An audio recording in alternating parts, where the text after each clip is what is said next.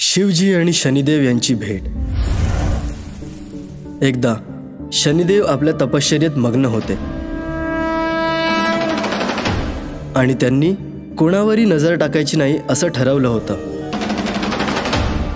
कारण त्यांची नजर जिथे पडायची तिथे अशुभ घटना घडू लागायच्या।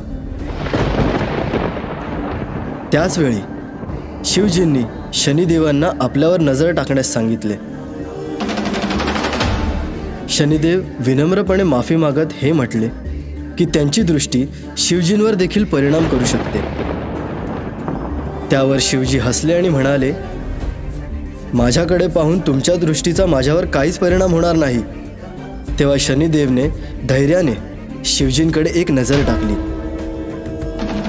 परंतु त्यांचा त्रिशूल त्यांचं रक्षण करू लागला आणि शनिदेवाच्या नजरेचा शंकरदेवावर काहीच परिणाम झाला नाही।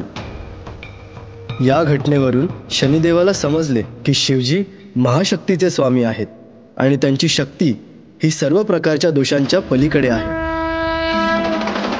शनिदेव म्हणाले, प्रभू, तुम्हीच आहात ज्यांच्यावर माझ्या दृष्टीचा काही परिणाम झाला नाही। जे तुमचे भक्त आहेत त्यांना माझ्या अशुभ दर्शनाची भीती राहणार नाही जर ते तुमच्या आश्रयाला आले।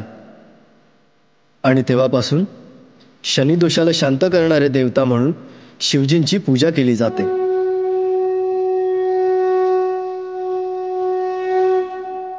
ही कथा प्राचीन ग्रंथांमध्ये आढळते, परंतु सामान्य कथांमध्ये हिचा फारसा उल्लेख नाही।